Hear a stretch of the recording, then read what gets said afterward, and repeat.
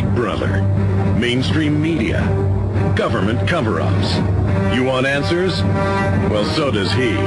He's Alex Jones on the GCN Radio Network. And now, live from Austin, Texas, Alex Jones.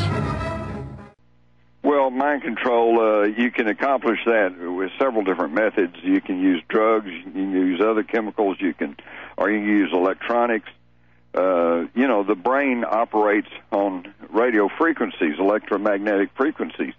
And to give you a somewhat simplistic example is if you put or attach electrodes to a rat's brain and put him in the same cage with a cat, he's going to freak out. And they can actually measure these brain waves. Then they can turn around and broadcast those same frequencies to an individual or to whole groups of people, whole populations.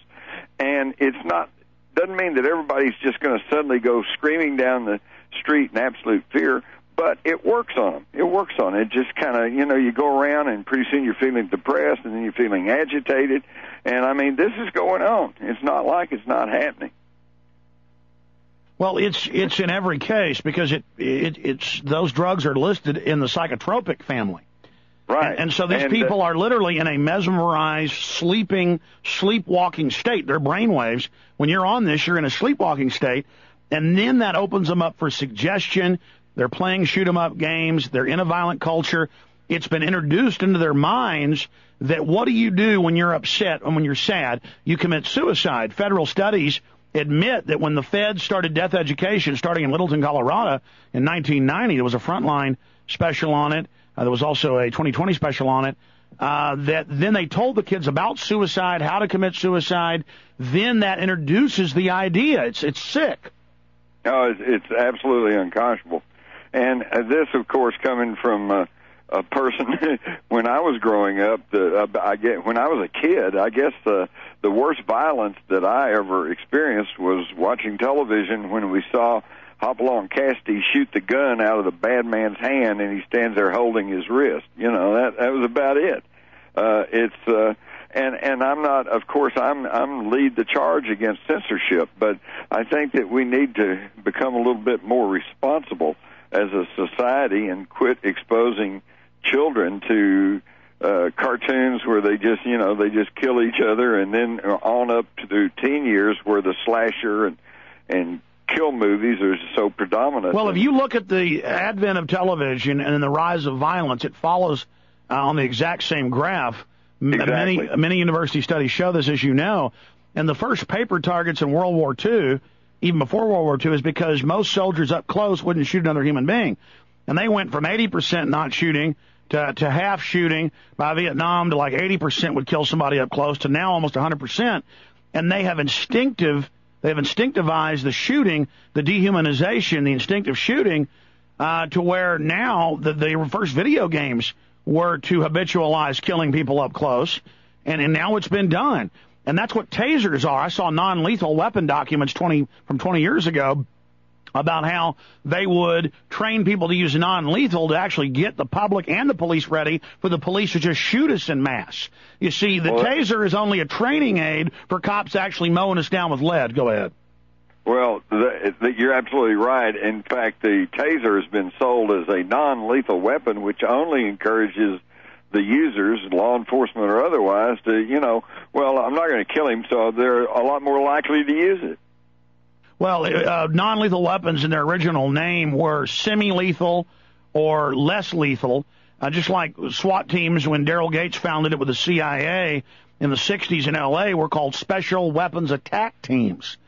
And that's what they are. Speaking of the devil, all over the nation, the local police, Chicago just served out mini 14s to and 30 caliber carbines to every member of the force, saying, quote, they're getting ready for gang wars.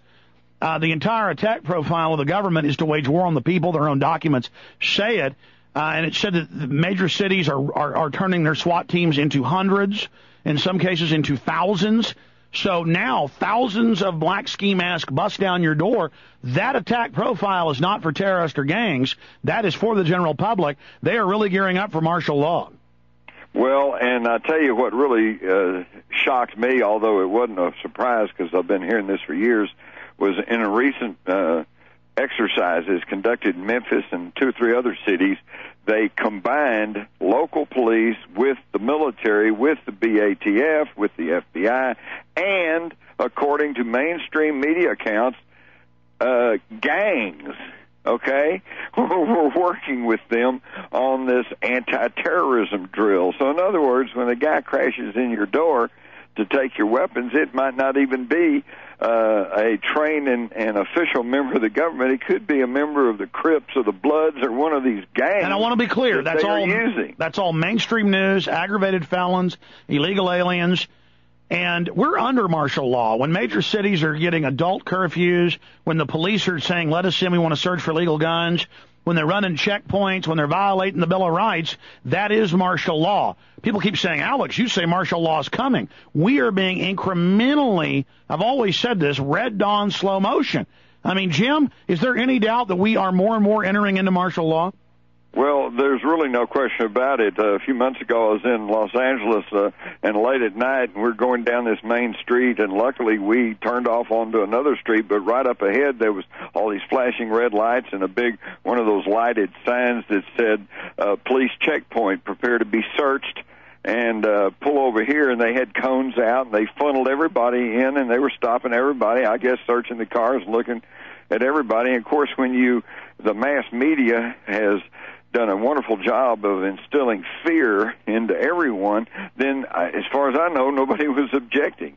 It's absolutely incredible. And then we have this spectacle here in Texas of where they have taken almost 500 kids away from their parents because they didn't like their religious practices and had raided their living space. Stay there. I want to get your take on this when we get back, and then keep you 5 over in the next hour. And then Steve Quayle's joining us because, yeah, if they've got evidence of crimes individually, with a few of those kids, do something about it. But take hundreds of children without due process and give them to a government that statistically abuses children 5 times more often than any other group. They're saying they're taking all the kids because this is a bad group. What about the government? You're the worst group. You're scum. We're hearing a lot of talk about martial law. I wrote a story with Ed Homan 10 years ago called Martial Law is Here, and it's a 3 on the Richter scale. And I explained that it was an incremental martial law. Yeah, they're handing out assault rifles, all the police across the country. Yeah, they're training them, and now they're saying for martial law. But does that mean army tanks rolling around the streets and mass arrest and no food? I'm not going to say that. There's a lot of people coming out and saying that. With the economy in so much trouble, there are some food shortages around the world, but most of us are obese. It's going to be tough in the third world, but they'll make it. Food prices are certainly going to go way up. But I also want to be careful, Jim, because, it was the establishment, the Navy, who put out the Y2K report. They said 69 cities wouldn't have power, total collapse.